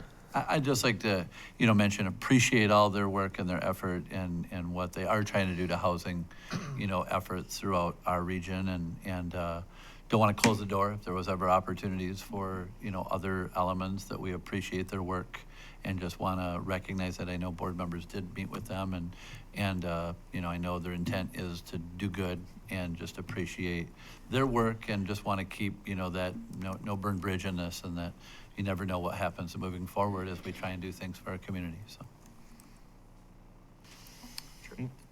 Yeah, I guess I'm just wondering if it's necessary to reject it versus just let it expire. If we do need a backup or we do need to go to a listing, if something goes awry with Boardman LLC, I agree with you that we shouldn't close doors. So I'm wondering what the utility is in rejecting it versus just letting it expire. It's a matter of what. I this personally point, like you to do have let a it. motion on There is a on it. motion, so you can Yeah. have the discussion. I personally like to let them expire rather than reject, but I don't mind either way. So. What was the date on the expiration? Does I anybody don't know have that. offhand? It's like And March 31st. No, it's October 31st. October 31st. Oh, yeah. okay. the Okay. closing by March All right. 31st. Gotcha. Expiration of offer by October 31st. Yep. Okay. Yep. So, any other discussion? Megan, please conduct a roll call vote. Trustee Humphries? Yes. Trustee Raymond? Yes. Trustee Ballinger? No. Trustee Moonmore? No. Trustee Newman Bale? No. Trustee Pack? Oh, Lord. Where's my flippin' coin? Go with your gut. Oh, my gut is an abstention, No. which throws it then to the nose. So, is that a no? So clear? All right. So, I'm an abstention because I didn't have any other discussions. I was one of the board members that did not meet with them. I don't feel like I have a real strong feeling one way or another. either way, thankfully, you can would leave it of abstention. It's 3-2. The motion does not carry because there is not a majority of the board. Right, So, that is exactly what the result Which would is be. so. So still And- need to address it then, so. And again, I don't think there's any disagreement on the board either. I think it's just a pure difference of whether you formally reject or don't, and I don't think there's necessarily a big difference in either way you do it. So I think it's the same outcome, and I think it's clear that we do appreciate the offer, and we're not acting upon it at this time. So, Scott, with that in mind, can we basically say we'd like to formally acknowledge our appreciation? Yeah, I mean, there, and formally, yeah. I mean, I think that's why I wanted to make sure I said that I did, and there isn't. You could always make a specific motion, but I did want to have that discussion to make sure that it was clear that we do value participation with the process as well. I've done a lot of developments, and I'm usually the villain on the other side, so I know how it can go. So I just wanted to make that clear. Okay. All right. Okay, the second item there, Bertha Boss School Building. So we received, and I forwarded this to the board, notification from Acme Township. At this point, they were not yet ready to submit a purchase agreement. They are still working on thoughts and ideas on how to maybe finance. So at our last meeting, I think the board gave me some pretty clear direction as far as to have a commercial real estate agent available. So I have talked further with Scott. Scott was here, Hardy, last month. We have had some discussions on that. I did have the opportunity to talk with him about purchase price and that element, kind of where he was at. He was somewhere in the around 650 range, but we did talk a little bit about it, and he said that's kind of with the current zoning.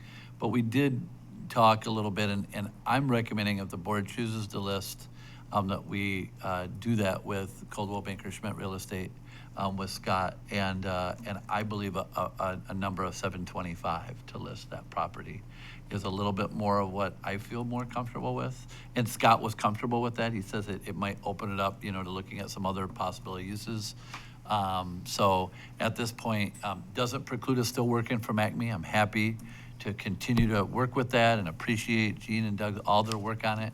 We'll continue to go with that, but at this point, based on the board's direction, I think the board has made it pretty clear to me that if there wasn't anything by this meeting, that we needed to be prepared to do that. So I am prepared to do that and would ask for the authority to work on agreement with that to move forward.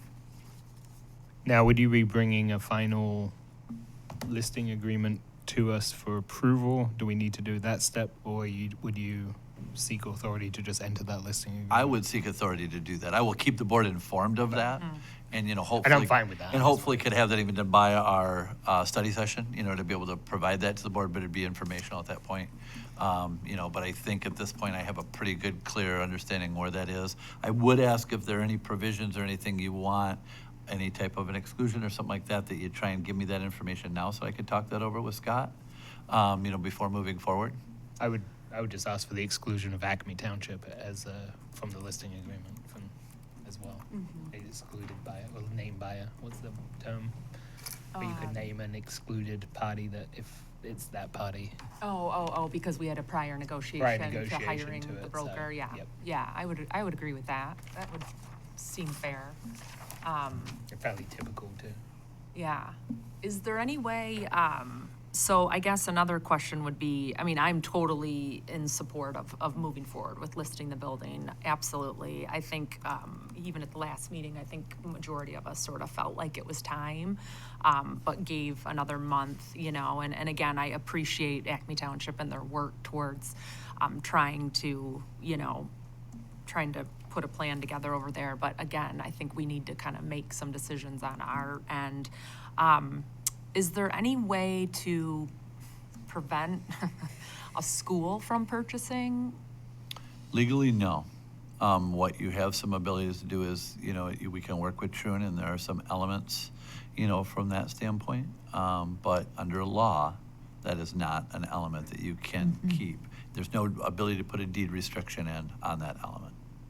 So I think on your note, That's fair. on what we would have to also have a provision is typically in a listing agreement, if they bring a full price offer to the board, even if we say no, we'll be mandated to pay the commission out. So I think you could definitely in the listing agreement have for a use approved by the board, which should be in there.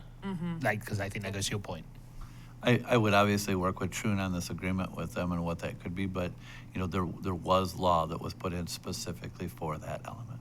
Yeah, That and does I think not- please do confirm. I think it's on the listing agreement where we can have. I'm more worried about an offer coming in that I know we have a very good. I would have to discuss that with Gordon on how to go about that, but, we have talked when we went through some previous issues with the building, that there, that is an element that you can't now. What you can have, especially if you have multiple offers, is look at the use and the plan of how the building is going to be remodeled, and that element that would drastically change the building from that standpoint. But I would have to work with Troon, but my gut feeling straight up would be no. Yeah, and I wondered with the RFP process, part of that was describing what the use was gonna be and what would be in the building and those kind of things. And I would hope that that could maybe be part of our listing agreement as well, or part of the process. And that's what I said, is I think it's not about whether it's a school, it's about maintaining a use agreeable to the board. Yeah. So we don't have something coming in that the community doesn't like, that we have to accept because we're in this position where we've signed a listing agreement.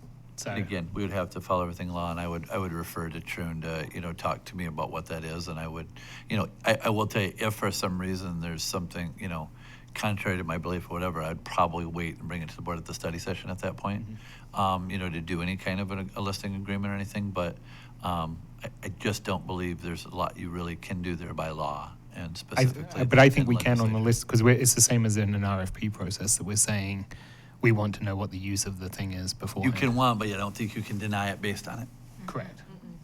so. I don't think we're saying we're going But to deny again, not an anything attorney that. on it, and so I will get guidance on that from that standpoint. Yeah. So at this point, I would need a motion.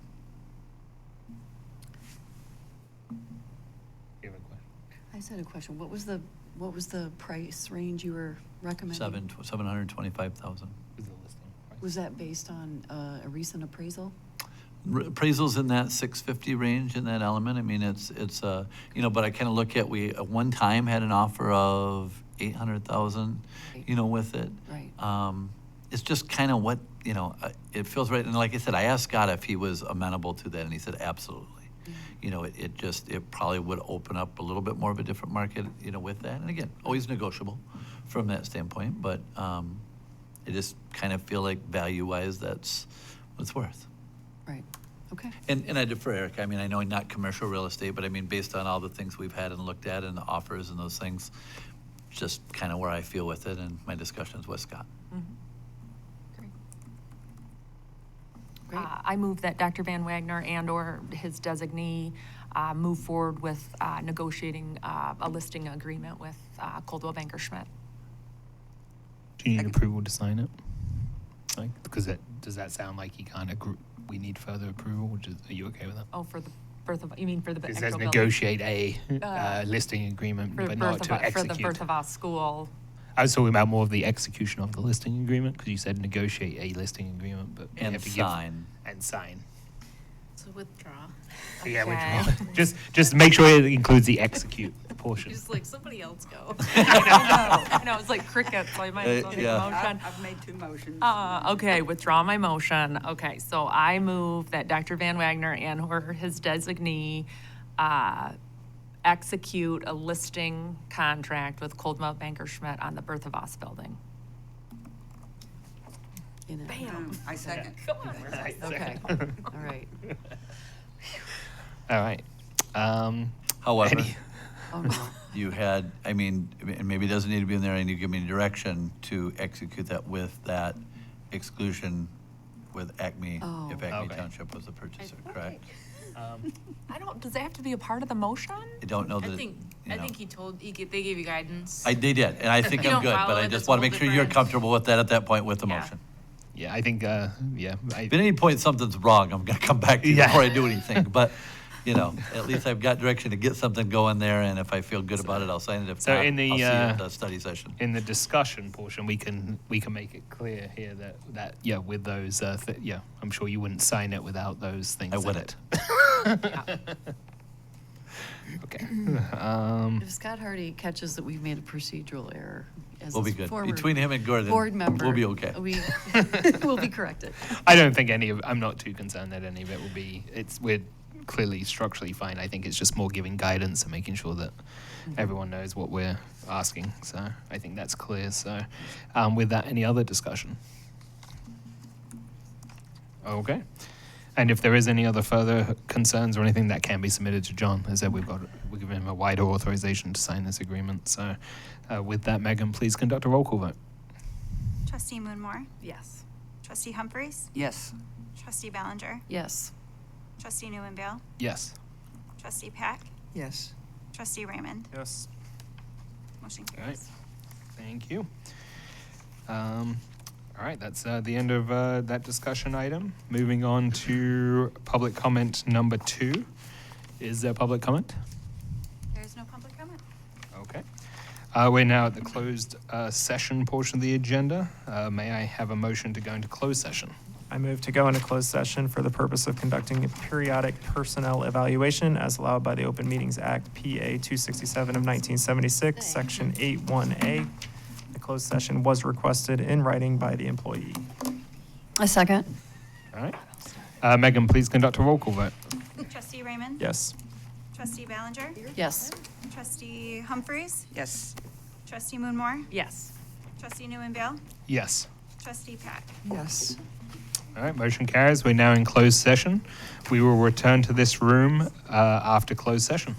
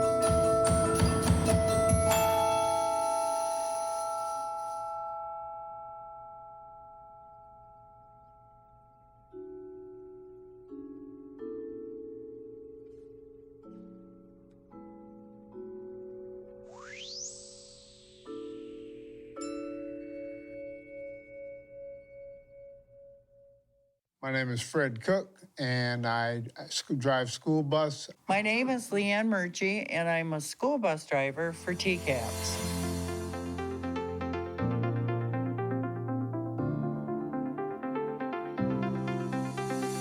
It's been a very wonderful experience. When I first hired in, one of the previous bus drivers told me that this particular job, driving school bus, is the best job on earth. So I immediately took to it, and I have to agree that this is one of the best jobs that anyone can do. What prompted me in the very beginning, I have a college degree, and she said, "You're in the safest vehicle in the world on the road." So I thought, well, you know, I'm gonna try. Because I would be on the same time schedule as my own children. And when they were off, I was off. When holidays, I was there. So it was the best of both worlds. TCAPS offers jobs elsewhere within the system. Between routes, I used to, for 12, 13 years, I did lunch duty over at East Middle School, and now I paint. They're real good about finding people the hours that they need during the course of the day to make the job great.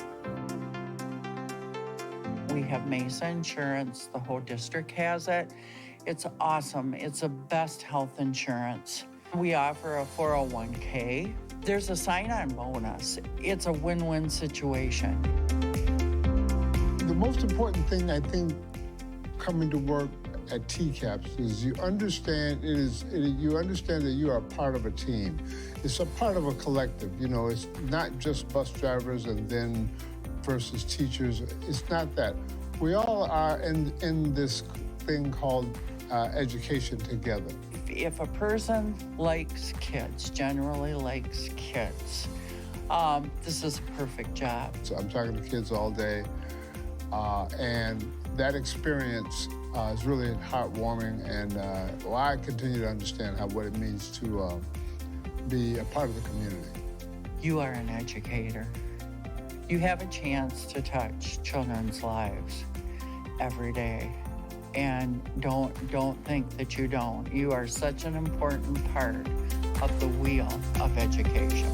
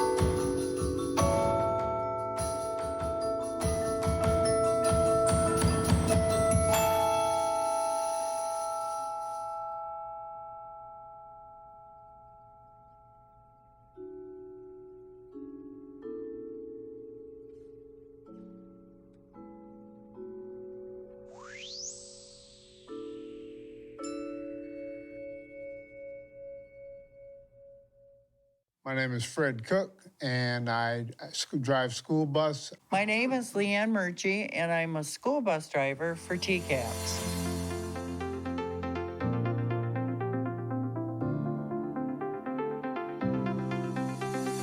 It's been a very wonderful experience. When I first hired in, one of the previous bus drivers told me that this particular job, driving school bus, is the best job on earth. So I immediately took to it, and I have to agree that this is one of the best jobs that anyone can do. What prompted me in the very beginning, I have a college degree, and she said, you're in the safest vehicle in the world on the road. So I thought, well, you know, I'm gonna try. Because I would be on the same time schedule as my own children. And when they were off, I was off. When holidays, I was there. So it was the best of both worlds. TCAPS offers jobs elsewhere within the system. Between routes, I used to, for 12, 13 years, I did lunch duty over at East Middle School, and now I paint. They're real good about finding people the hours that they need during the course of the day to make the job great. We have Mesa Insurance. The whole district has it. It's awesome. It's the best health insurance. We offer a 401k. There's a sign-on bonus. It's a win-win situation. The most important thing, I think, coming to work at TCAPS is you understand you understand that you are a part of a team.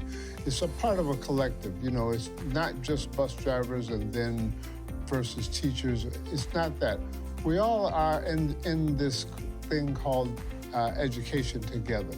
If a person likes kids, generally likes kids, this is a perfect job. So I'm talking to kids all day, and that experience is really heartwarming, and I continue to understand what it means to be a part of the community. You are an educator. You have a chance to touch children's lives every day. And don't think that you don't. You are such an important part of the wheel of education.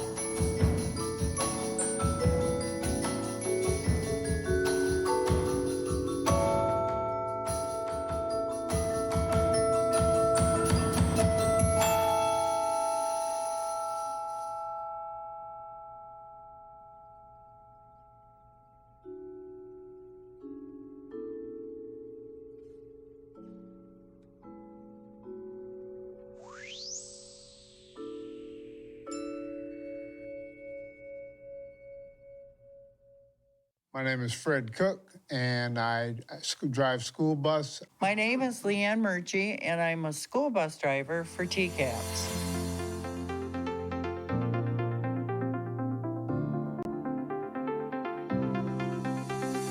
It's been a very wonderful experience. When I first hired in, one of the previous bus drivers told me that this particular job, driving school bus, is the best job on earth. So I immediately took to it, and I have to agree that this is one of the best jobs that anyone can do. What prompted me in the very beginning, I have a college degree, and she said, you're in the safest vehicle in the world on the road. So I thought, well, you know, I'm gonna try. Because I would be on the same time schedule as my own children. And when they were off, I was off. When holidays, I was there. So it was the best of both worlds. TCAPS offers jobs elsewhere within the system. Between routes, I used to, for 12, 13 years, I did lunch duty over at East Middle School, and now I paint. They're real good about finding people the hours that they need during the course of the day to make the job great. We have Mesa Insurance. The whole district has it. It's awesome. It's the best health insurance. We offer a 401k. There's a sign-on bonus. It's a win-win situation. The most important thing, I think, coming to work at TCAPS is you understand you understand that you are a part of a team. It's a part of a collective. You know, it's not just bus drivers and then versus teachers. It's not that. We all are in this thing called education together.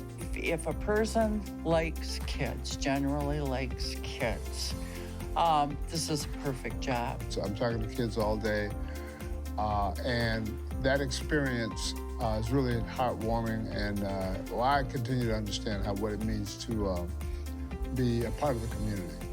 You are an educator. You have a chance to touch children's lives every day. And don't think that you don't. You are such an important part of the wheel of education.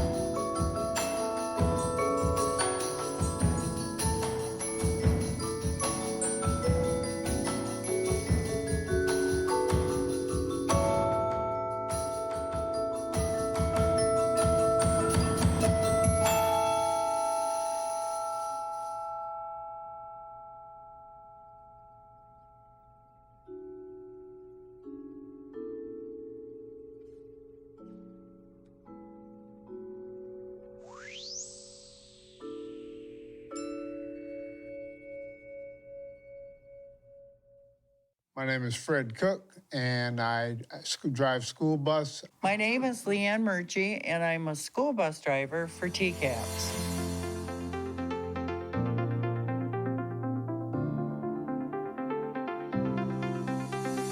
It's been a very wonderful experience.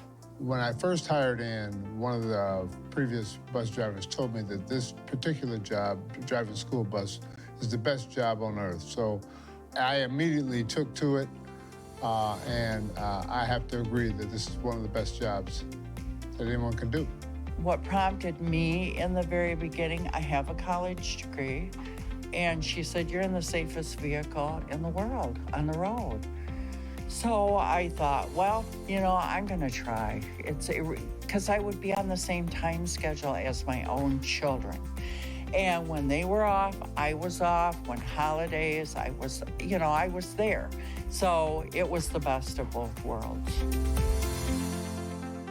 TCAPS offers jobs elsewhere within the system. Between routes, I used to, for 12, 13 years, I did lunch duty over at East Middle School, and now I paint.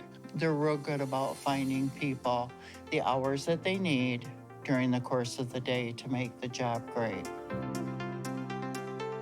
We have Mesa Insurance. The whole district has it. It's awesome. It's the best health insurance. We offer a 401k. There's a sign-on bonus. It's a win-win situation. The most important thing, I think, coming to work at TCAPS is you understand that you are part of a team. It's a part of a collective. You know, it's not just bus drivers and then versus teachers. It's not that. We all are in this thing called education together. If a person likes kids, generally likes kids, this is a perfect job. So I'm talking to kids all day, and that experience is really heartwarming, and I continue to understand what it means to be a part of the community. You are an educator. You have a chance to touch children's lives every day. And don't think that you don't. You are such an important part of the wheel of education.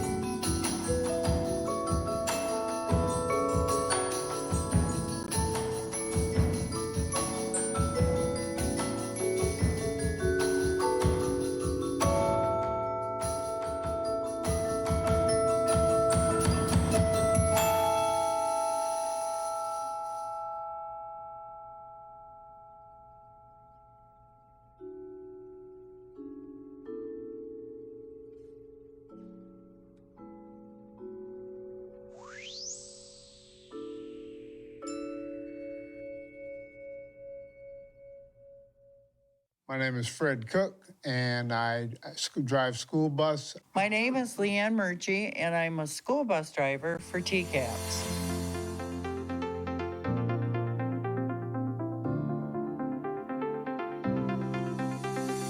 It's been a very wonderful experience. When I first hired in, one of the previous bus drivers told me that this particular job, driving school bus, is the best job on earth. So I immediately took to it, and I have to agree that this is one of the best jobs that anyone can do. What prompted me in the very beginning, I have a college degree, and she said, you're in the safest vehicle in the world on the road. So I thought, well, you know, I'm gonna try. Because I would be on the same time schedule as my own children. And when they were off, I was off. When holidays, I was there. So it was the best of both worlds. TCAPS offers jobs elsewhere within the system. Between routes, I used to, for 12, 13 years, I did lunch duty over at East Middle School, and now I paint. They're real good about finding people the hours that they need during the course of the day to make the job great. We have Mesa Insurance. The whole district has it. It's awesome. It's the best health insurance. We offer a 401k. There's a sign-on bonus. It's a win-win situation. The most important thing, I think, coming to work at TCAPS is you understand you understand that you are part of a team. It's a part of a collective. You know, it's not just bus drivers and then versus teachers. It's not that. We all are in this thing called education together. If a person likes kids, generally likes kids, this is a perfect job. So I'm talking to kids all day, and that experience is really heartwarming, and I continue to understand what it means to be a part of the community. You are an educator. You have a chance to touch children's lives every day. And don't think that you don't. You are such an important part of the wheel of education.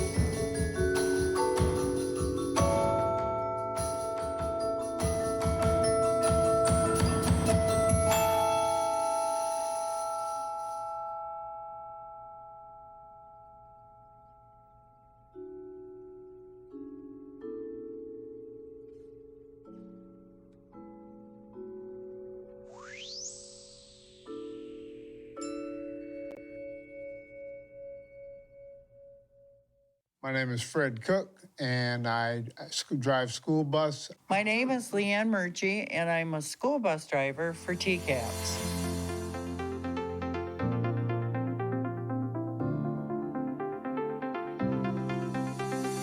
It's been a very wonderful experience.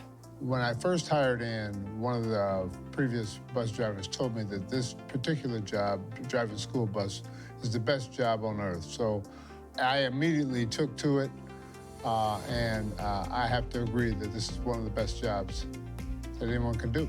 What prompted me in the very beginning, I have a college degree, and she said, you're in the safest vehicle in the world on the road. So I thought, well, you know, I'm gonna try. Because I would be on the same time schedule as my own children. And when they were off, I was off. When holidays, I was there. So it was the best of both worlds. TCAPS offers jobs elsewhere within the system. Between routes, I used to, for 12, 13 years, I did lunch duty over at East Middle School, and now I paint. They're real good about finding people the hours that they need during the course of the day to make the job great. We have Mesa Insurance. The whole district has it. It's awesome. It's the best health insurance. We offer a 401k. There's a sign-on bonus. It's a win-win situation. The most important thing, I think, coming to work at TCAPS is you understand you understand that you are a part of a team. It's a part of a collective. You know, it's not just bus drivers and then versus teachers. It's not that. We all are in this thing called education together. If a person likes kids, generally likes kids, this is a perfect job. So I'm talking to kids all day, and that experience is really heartwarming, and I continue to understand what it means to be a part of the community. You are an educator. You have a chance to touch children's lives every day. And don't think that you don't. You are such an important part of the wheel of education.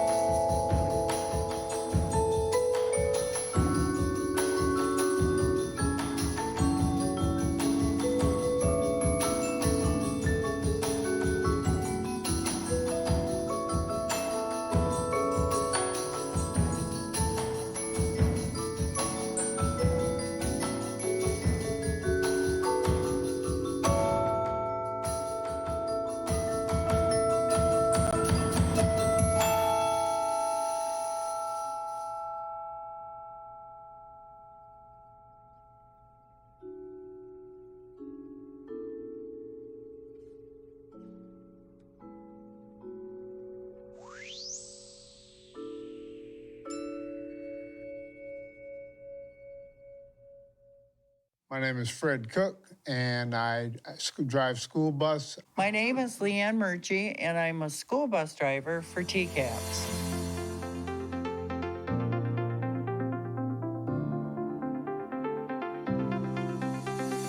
It's been a very wonderful experience.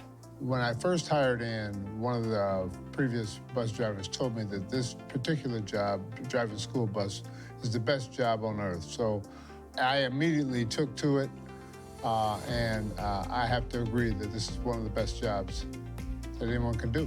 What prompted me in the very beginning, I have a college degree, and she said, you're in the safest vehicle in the world on the road. So I thought, well, you know, I'm gonna try. Because I would be on the same time schedule as my own children. And when they were off, I was off. When holidays, I was there. So it was the best of both worlds. TCAPS offers jobs elsewhere within the system. Between routes, I used to, for 12, 13 years, I did lunch duty over at East Middle School, and now I paint.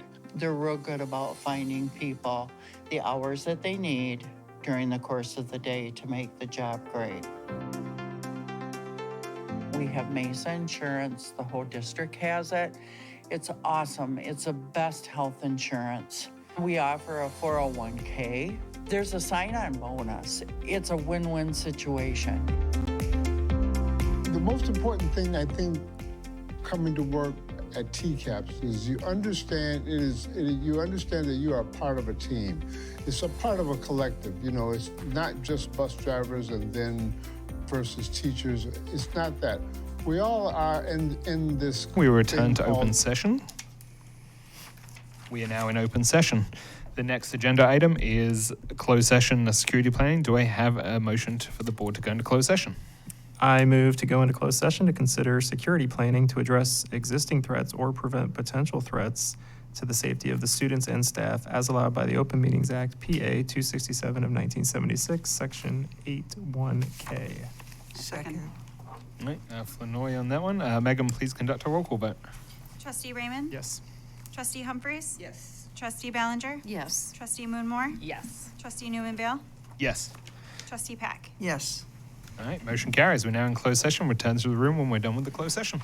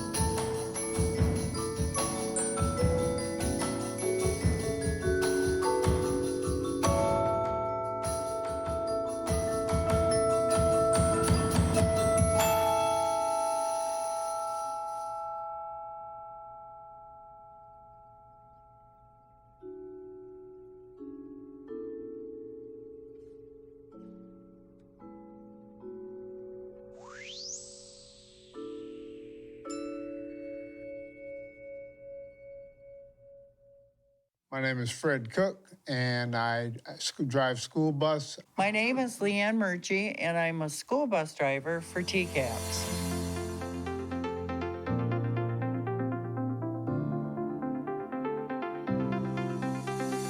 It's been a very wonderful experience. When I first hired in, one of the previous bus drivers told me that this particular job, driving a school bus, is the best job on earth. So I immediately took to it, and I have to agree that this is one of the best jobs that anyone can do. What prompted me in the very beginning, I have a college degree, and she said, you're in the safest vehicle in the world on the road. So I thought, well, you know, I'm gonna try. Because I would be on the same time schedule as my own children. And when they were off, I was off. When holidays, I was there. So it was the best of both worlds. TCAPS offers jobs elsewhere within the system. Between routes, I used to, for 12, 13 years, I did lunch duty over at East Middle School, and now I paint. They're real good about finding people the hours that they need during the course of the day to make the job great. We have Mesa Insurance. The whole district has it. It's awesome. It's the best health insurance. We offer a 401k. There's a sign-on bonus. It's a win-win situation. The most important thing, I think, coming to work at TCAPS is you understand you understand that you are part of a team. It's a part of a collective. You know, it's not just bus drivers and then versus teachers. It's not that. We all are in this thing called education together. If a person likes kids, generally likes kids, this is a perfect job. So I'm talking to kids all day, and that experience is really heartwarming, and I continue to understand what it means to be a part of the community. You are an educator. You have a chance to touch children's lives every day.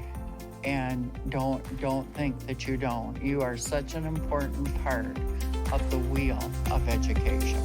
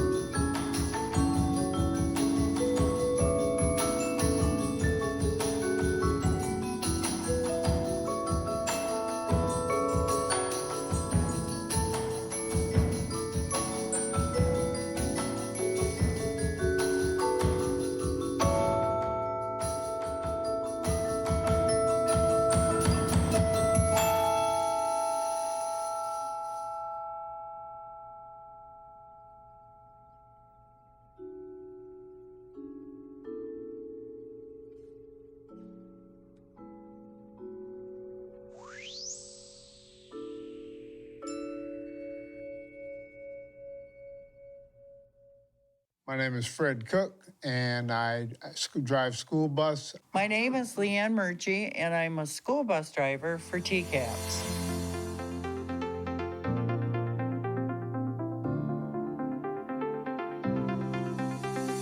It's been a very wonderful experience.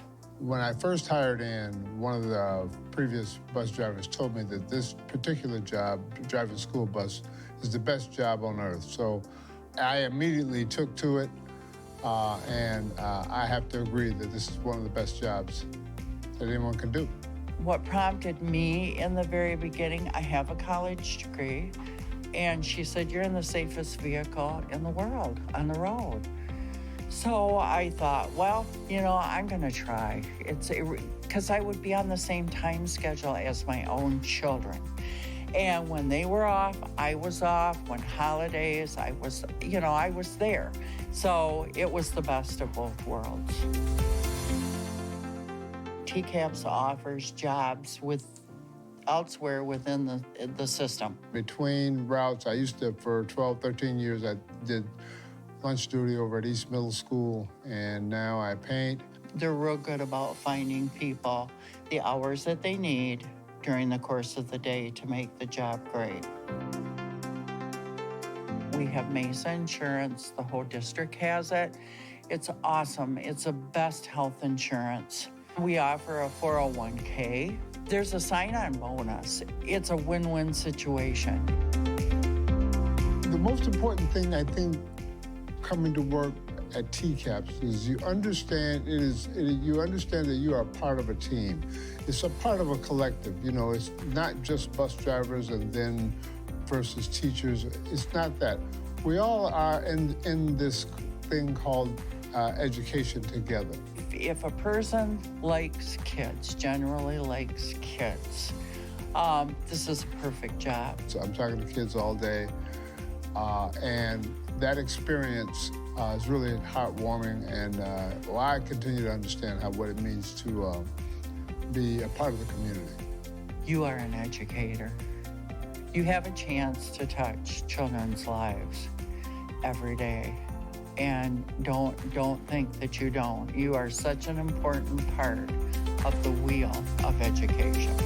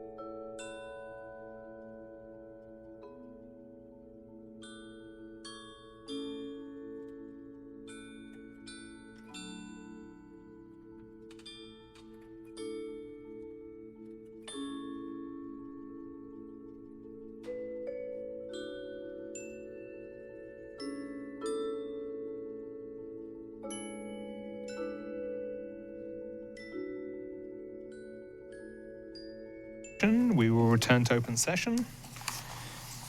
we are now in open session. So thanks for the meeting, and again, thanks for meeting on a federal holiday and Indigenous Peoples Day, and look forward to having more discussions about that in future years. So with that, do I have a motion to adjourn the meeting?